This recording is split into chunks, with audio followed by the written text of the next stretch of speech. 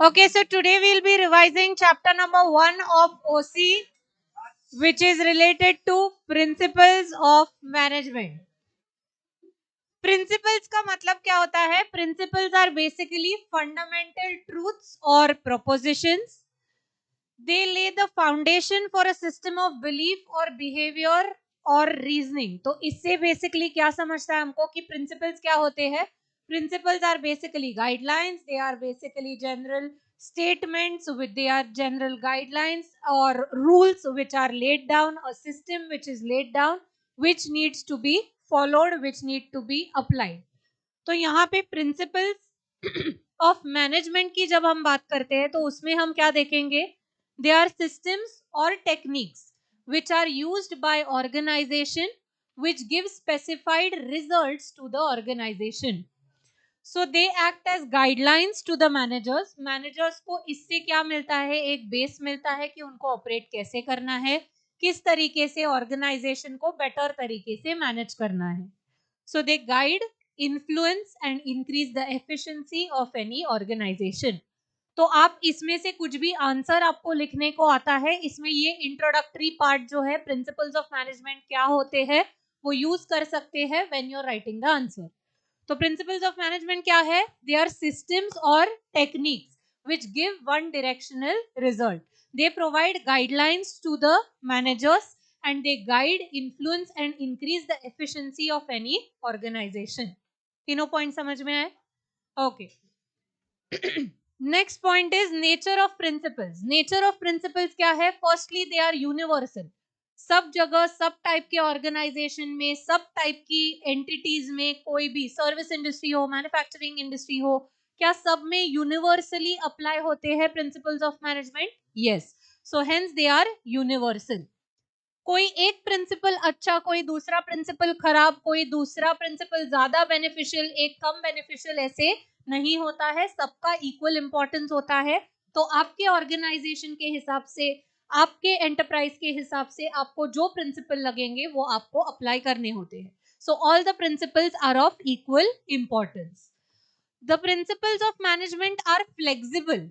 इसका मतलब उनमें रिजिडिटी नहीं है कि ये प्रिंसिपल इसी तरीके से ऑपरेट करना है. अगर आपके ऑर्गेनाइजेशन के टाइप्स बदल रहे हैं तो उस हिसाब से क्या आप वो प्रिंसिपल्स मॉडिफाई कर सकते हो? यस. अगर आपके ऑर्गेनाइजेशन के सामने आने वाले सिचुएशंस बदल रहे हैं तो क्या आप प्रिंसिपल्स को मॉडिफाई या चेंज कर सकते हो? Yes. So hence they are flexible. They are general guidelines. हमने बोला जनरल गाइडलाइंस किसके लिए? They are general guidelines to the managers as well as to the people working in the organization as to how they are supposed to operate. Next है behavioural. Behavioural क्यों? क्योंकि management ये एक चीज है जो किसके अराउंड रिवॉल्व करती है? Around the human beings which are operating in the organisation. So principles of management are also related to human efforts which are put and hence they are behavioural. They control the group, they influence the group, they impact the group which is working in the organization. Next है they have cause and effect relationship.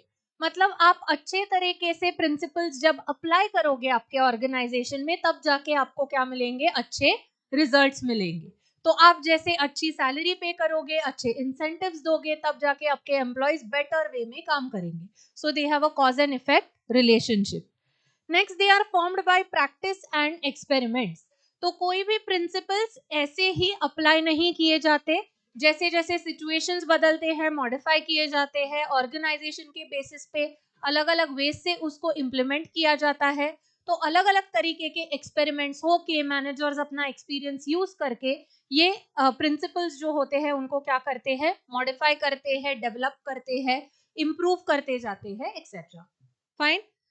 So this is what? This is the nature of principles. Nature of principles क्या है? Universal, equal, flexible, general, behavioral, cause and effect, practice and experiments.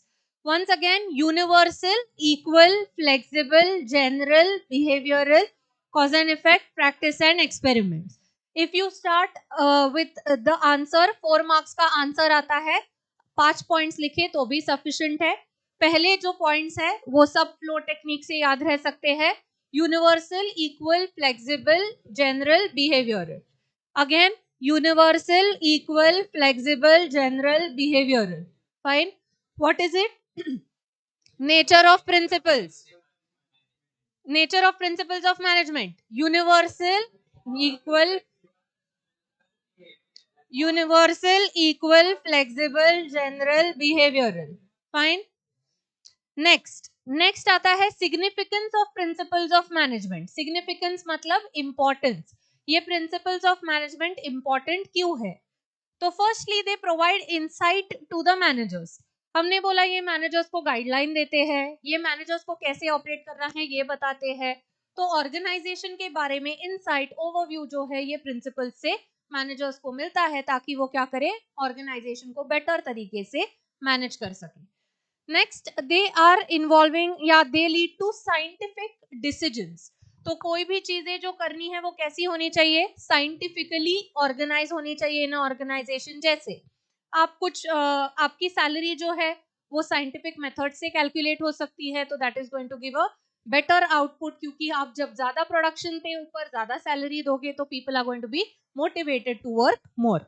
They help to coordinate and control functions. जब अच्छे तरीके से implement होते हैं organisation में तो सब डिपार्टमेंट्स आपस में अच्छे से कोऑर्डिनेट करके काम करते हैं. प्लस आपको कंट्रोल्स एस्टैब्लिश करने में भी बेनिफिट होता है. आप देख पाते हो कि स्टैंडर्ड आपने क्या सेट किया था अचीव हुआ है या नहीं हुआ है, या क्या चेंजेस आपको ऑपरेशंस में करने हैं. So they help to coordinate and control. They develop a objective approach. तो स्पेसिफिकली एक डायरेक्शन में वर्क करना है, कुछ पर्पस अचीव करने के लिए गोल ओरिएंटेड वर्क करना है. ये सब डेवलप किससे होता है, when the principles of management are applied. They encourage research and development. So research and development इससे एनकरेज होता है क्योंकि हमने जैसे बोला प्रिंसिपल्स क्या होते हैं, इवॉल्व होते रहते हैं. तो अलग अलग तरीके से ऑर्गेनाइजेशन में कैसे वर्क करना है, क्या क्या चीजें और की जा सकती है, ये सब रिसर्च एंड डेवलपमेंट वर्क इससे एनकरेज होता है. नेक्स्ट है efficient utilisation of resources. Proper planning होने के कारण, प्रॉपर इंप्लीमेंटेशन चीजों का होने के कारण क्या होता है, रिसोर्सेज का वेस्टेज जो है वो अवॉइड होता है and all the resources are properly managed. Next, understanding social responsibility. Business की सोशल रिस्पॉन्सिबिलिटी होती है towards various interest groups which are connected with the business. तो ये जब प्रिंसिपल्स प्रॉपरली अप्लाई होते हैं तो इनके यूज करके क्या होता है, सोशली भी जैसे एम्प्लॉयज के लिए प्रॉपर रेम्यूनरेशन है, इन्वेस्टर्स के लिए प्रॉपर रिटर्न है, ये सब चीजें भी एंश्योर हो पाती है. तो सोशल रिस्पॉन्सिबिलिटीज भी बिजनेस की क्या हो पाती है, फुलफिल हो पाती है when principles are properly applied.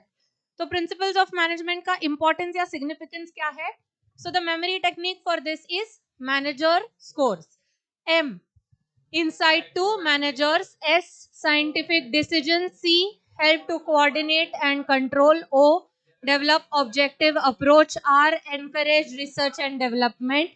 E, efficient utilization of resources. And S, understanding social responsibility. दो आंसर्स देखे अभी तक. Nature of principles of management. Nature of principles क्या है? Universal, equal, flexible, general, behavioural. And significance क्या है? Manager score. M, insight to managers. S, scientific decisions, helps to coordinate and control. O, develop objective approach. R, encourage research and development. E, efficient utilization of resources. S, understanding social responsibility. Once more, nature of principles. Universal, equal, flexible, general, behavioral. And significance? In manager scores. M, insight to managers. S, C, O, R, E, S. Perfect. Next, very important answer. Henry Fayol, father of modern management. So he was a French mining engineer, later became the chief managing director and leading industrialist. So he has laid down 14 principles of management. इसके regarding आपको question आता है, right Henry Fayol's principles of management. सिर्फ लिखा जाता है principles of management तो भी यही लिखनी है, या आपको बोला जाता है right the principles of modern management. ये तीनों वे से ये क्वेश्चन पूछा जा सकता है. इसमें अभी 14 प्रिंसिपल्स हमको दी गई है, जिसके लिए हम क्या कर सकते हैं, एक स्टोरी के हिसाब से सब प्रिंसिपल्स को याद रख सकते हैं।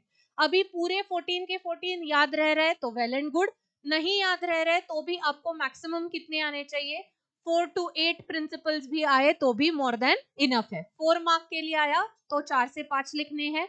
8 मार्क का क्वेश्चन अगर आता है, इन केस नहीं आता है जनरली, इन केस आया तो अराउंड 8 प्रिंसिपल्स लिख सकते हो। Fine, so here is the story line for it. A and B, 2 people are there.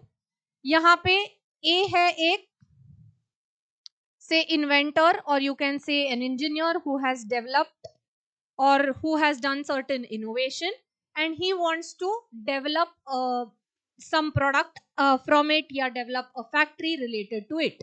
तो उसको क्या करना है, he wants support of some financer or some person who is from the finance sector।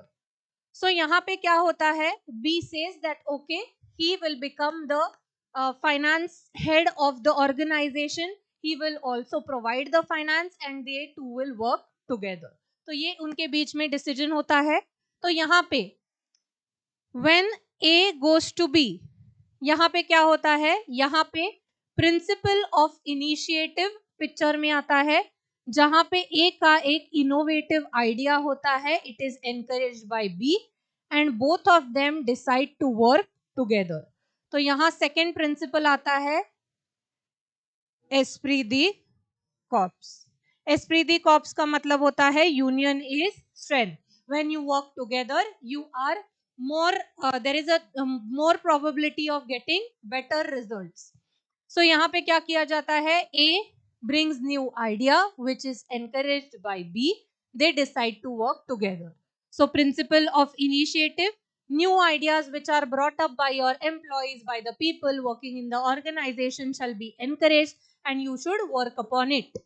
Next, esprit de corps, all the people working in the organization have to put a combined effort for achieving the organizational goals। Next होता है, B बोलता है मैं fund supply करूंगा, मैं यहाँ पे पैसे लगाने वाला हूँ, वी आर गोइंग टू, मतलब मेरा ज्यादा सपोर्ट है, कंट्रीब्यूशन है इस वेंचर में, तो I will have all the controls in my hand. तो तीसरा प्रिंसिपल यहाँ पे आता है, दैट इज सेंट्रलाइजेशन। सेंट्रलाइजेशन का मतलब होता है concentration of the power in the hands of one or few people. इसका मतलब जो भी डिसीजंस होते हैं ऑर्गेनाइजेशन में वो किससे लेने चाहिए, वन पर्टिकुलर पर्सन और अ सेट ऑफ पीपल, ताकि क्या हो, डिसीजंस क्विक लिए जा सके, प्रॉपर उनका इम्प्लीमेंटेशन हो सके और रिजल्ट्स जो है वो अच्छी तरीके से अचीव हो सके। So that is centralisation of work. A and B ये डिसाइड करते हैं ऑर्गेनाइजेशन चालू करना, but they are well aware कि दोनों ही मिलके काम करेंगे क्या, नहीं, तो उनको क्या रखने पड़ेंगे, उनको रखने पड़ेंगे यहाँ पे एम्प्लॉइज। तो उनको क्या करना पड़ेगा, उनको यहाँ पे करना पड़ता है division of work.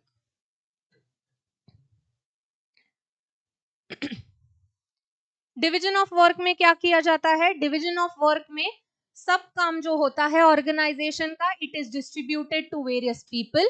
So expert person is appointed to do the work which he is good at. जैसे एक इंजीनियर को टेक्निकल टीम में डाला जाता है, एक सीए को या एक एमबीए को फाइनेंस डिपार्टमेंट में डाला जाता है, एक लॉयर को लीगल डिपार्टमेंट में डाला जाता है। इससे क्या होता है, स्पेशलाइजेशन के साथ अगर आप वर्क करते हो तो you are obviously bound to give good results to the organisation. तो that is division of work. Division of work करते ही उनको क्या करना पड़ेगा, उनको सीनियर्स जूनियर्स ऐसे लोग अपॉइंट करने पड़ेंगे। ये सीनियर्स जूनियर्स के बीच में क्या आएगा, fifth principle of authority and responsibility. Seniors के पास अथॉरिटी होती है to instruct and give instructions या टू गाइड या to motivate whom the juniors, and it is the responsibility of juniors to do the work and report to the seniors। तो ये होता है principle of authority and responsibility. Next आता है, ऐसे ही इनके नीचे अलग अलग लोग काम करते जाएंगे, ये सब स्प्लिट होता जाएगा और क्या डेवलप होगा यहाँ पे, यहाँ पे सिक्स्थ प्रिंसिपल डेवलप होता है, that is a scalar chain. तो यहाँ पे सीनियर जूनियर को ऑर्डर देता है, जूनियर अपने जूनियर को देता है, तो ऐसे अलग अलग लोगों से काम करवा के लिया जाता है। तो instructions flow from top to bottom and reporting work goes on from bottom to the top level. So that is how a scalar chain develops. So manager होता है, फिर डिपार्टमेंट हेड होता है, फिर सुपरवाइजर होता है, फिर फोरमैन होते हैं जो एक्चुअली काम करते हैं। So this is the way a scalar chain is developed. Now they have to get instructions. जब ये scalar chain में हमने बोला कि instructions flow होते हैं या move होते हैं, वो कैसे move होने चाहिए? इसी तरीके से move होने चाहिए कि उनको instructions जो junior को मिल रहे हैं वो सिर्फ एक ही senior से मिलने चाहिए, नहीं तो क्या हो जाएगा? नहीं तो confusion create होगा and the work will not get done properly. तो इसलिए क्या necessary है यहाँ पे? Unity of command. Instructions should flow only from one senior only. So one senior only should give the instructions कि क्या काम करना है। ये हो गए कुछ बेसिक फंक्शंस। अभी आते हैं जनरलाइज फंक्शंस। पूरे ऑर्गेनाइजेशन में क्या मेंटेन होना चाहिए? Discipline. So everyone should obey and respect the rules of the organization and work accordingly. The entire organization should work to achieve the results only focused from the perspective of the organization. तो उसको बोला जाता है one directional result के लिए पूरे organisation ने काम करना चाहिए। So that is unity of direction. सब एम्प्लॉयज को क्या मिलना चाहिए? They should get fair remuneration, fair wages. So that is given in principle of remuneration. Next आता है principle of subordination of individual interest to general interest. इसका मतलब है जो भी एम्प्लॉयज वर्क कर रहे हैं ऑर्गेनाइजेशन में, उन्होंने अपने पर्सनल गेन्स के ऊपर ज्यादा फोकस नहीं करना चाहिए। They have to subordinate, they have to set aside their personal interest for the sake of general interest. General interest मतलब किसका इंटरेस्ट? ऑर्गेनाइजेशन का इंटरेस्ट। नेक्स्ट है principle of order. All the things, all the resources which are used in the organization have to be have to be maintained in orderly manner. Proper person at proper place at proper time, proper resources being used at the proper time, delivered at the proper time. ये सब ensure होना चाहिए। Orderly arrangement has to be there. Principle of equity में बोला गया है कि there has to be fair and equal treatment given to all the employees. Caste के बेसिस पे, सेक्स के बेसिस पे या कोई भी अदर इशू के कारण डिस्क्रिमिनेशन वगैरह नहीं होना चाहिए between the employees.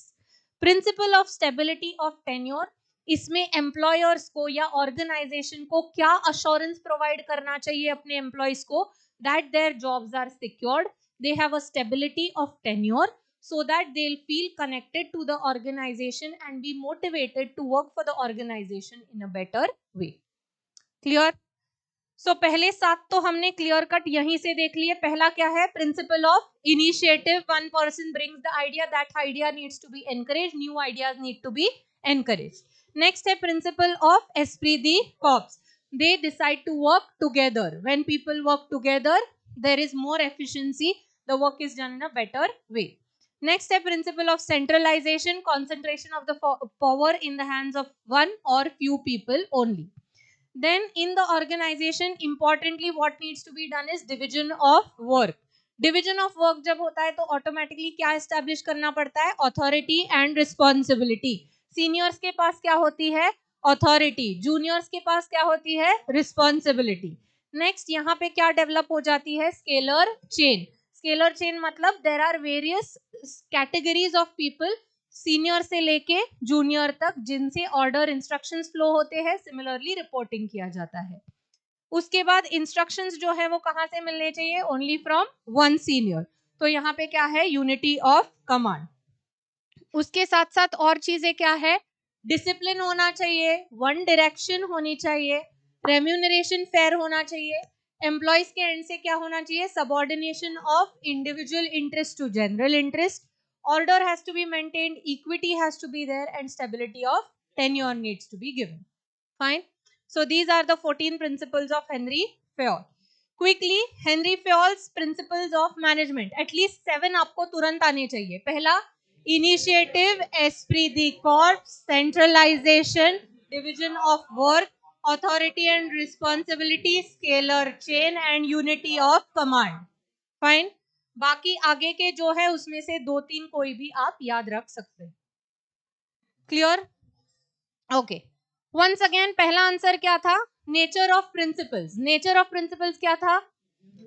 Universal, equal, flexible, general, behavioural. उसके बाद significance of principles of management. Manager scores. M insight to managers. S scientific decisions. C help to coordinate and control. O objective approach. R encourage research and development. E efficient utilization of resources. S understanding social responsibility. Henry Fayol's Principles of Modern Management. 7. Initiative, esprit de corps, centralization, division of work, authority and responsibility, scalar chain, unity of command.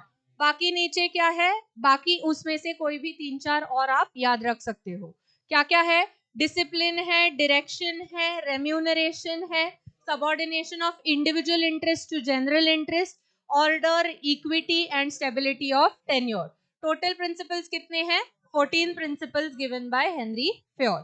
क्या बोला जाता है इनको? और principles of modern management. Hence, Henry Fayol is called as the father of modern management. Clear? Yes.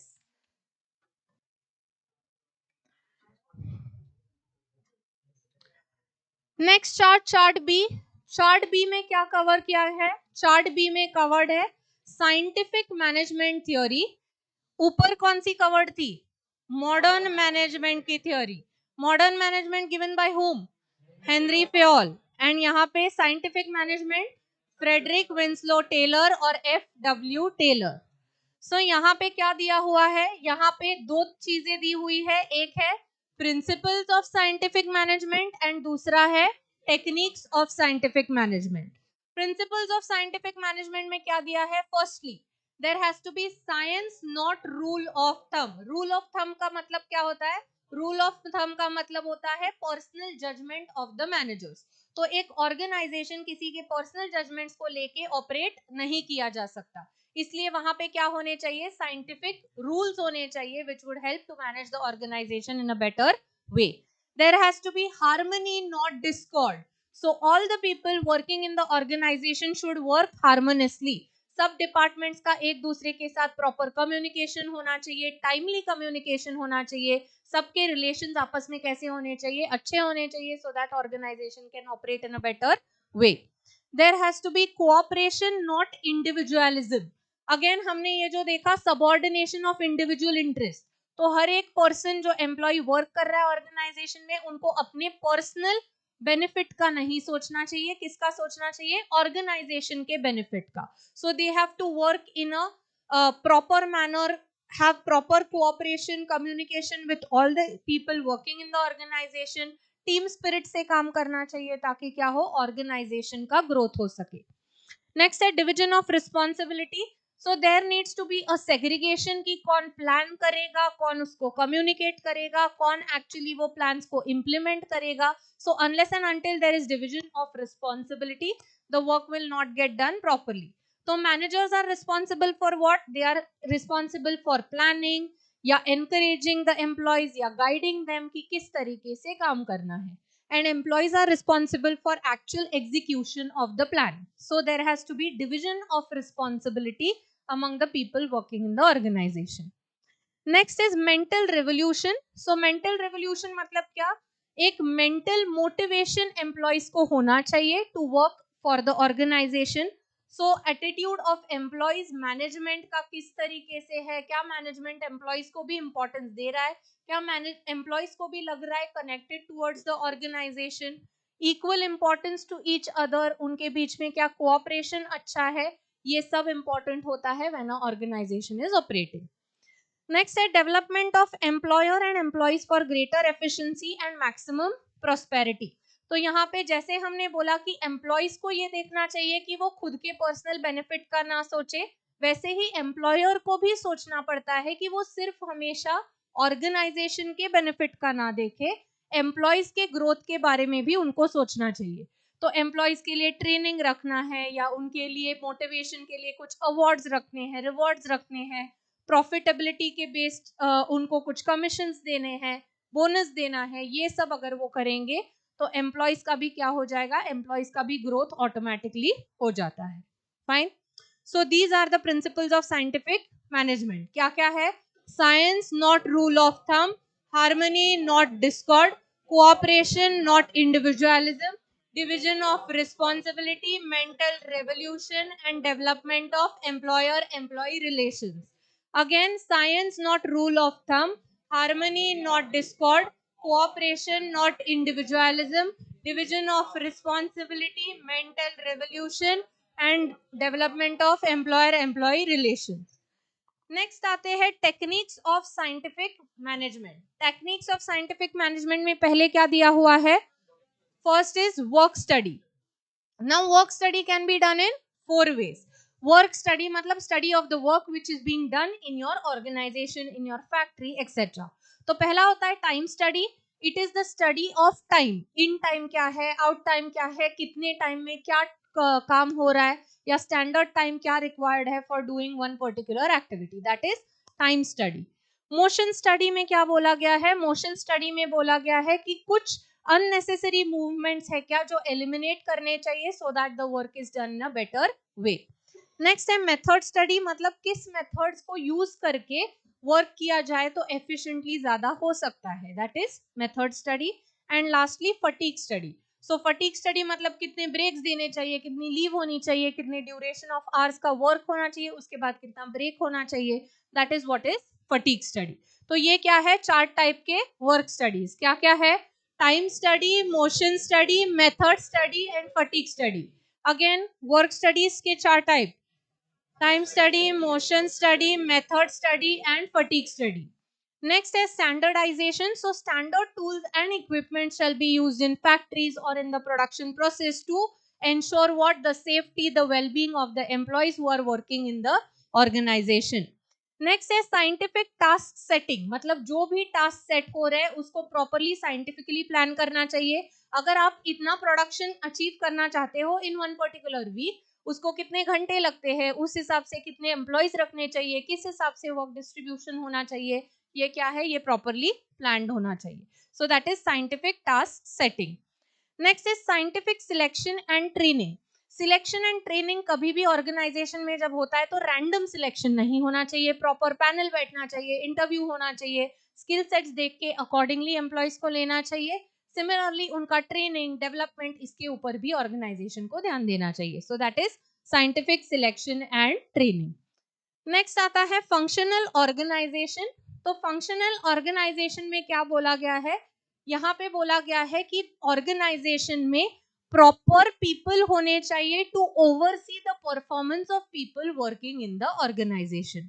तो 2 levels पे उनका होना जरूरी है, एक तो प्लानिंग लेवल एंड दूसरा इम्प्लीमेंटेशन लेवल। तो यहाँ पे 4 लोगों के बारे में बोला है।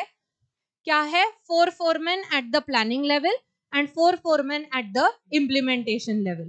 प्लानिंग लेवल पे 4 foremen कौन है?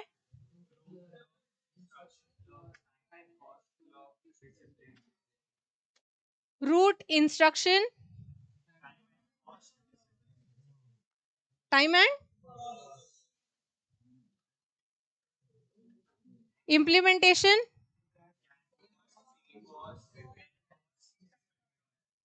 Gang boss,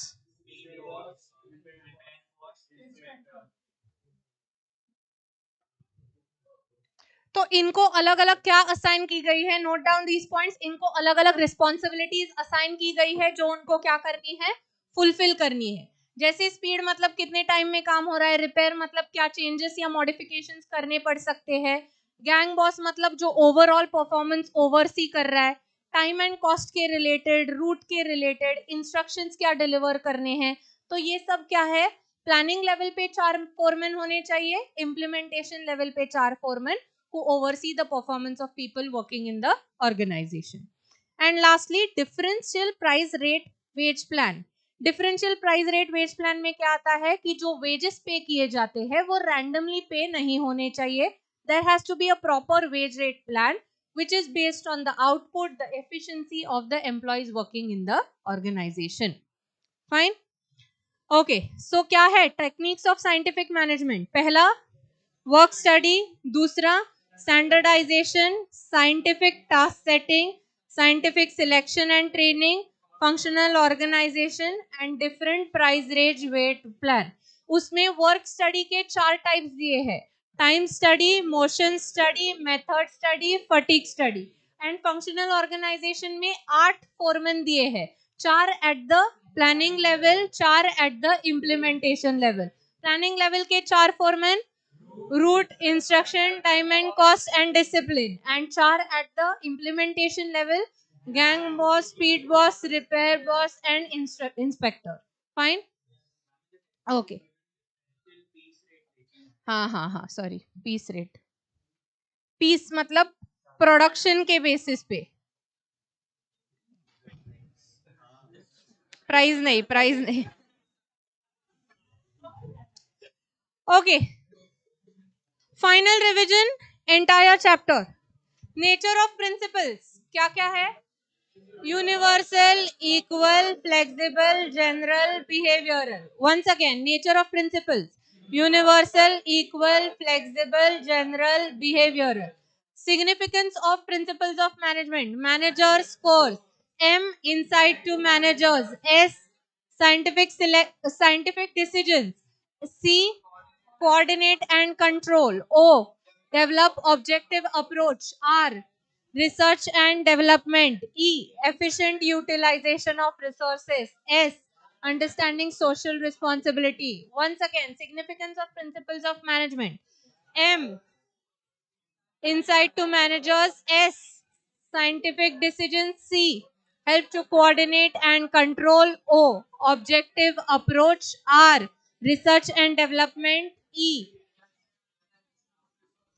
S, understanding social responsibility. Fine.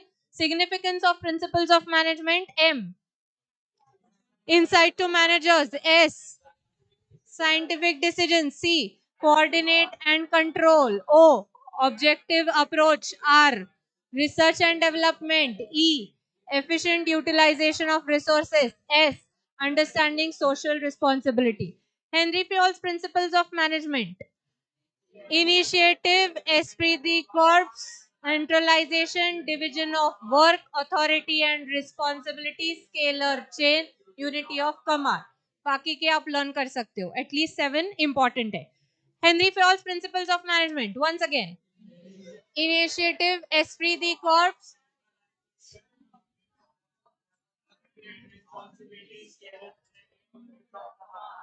Yes. Next, scientific management किसने दिया है? ऊपर का क्या था? क्या दिया है? कौन सी theory? Theory of modern management. Perfect. Now scientific management के principles: science not rule of thumb, harmony not discord, cooperation not individualism, division of responsibility, mental revolution and development of employer and employee. क्या था? क्या? Principles. एक principles है, दूसरे techniques है. सो principles of scientific management क्या थे? Science not rule of thumb, harmony not discord, cooperation not individualism, division of responsibility, mental revolution. किस चीज का आंसर था? Principles of scientific management. Again क्या थे? Harmony, not discord. Cooperation, not individual. Division of responsibility, mental revolution, development of employer and employees. Perfect. Techniques of scientific management: work study,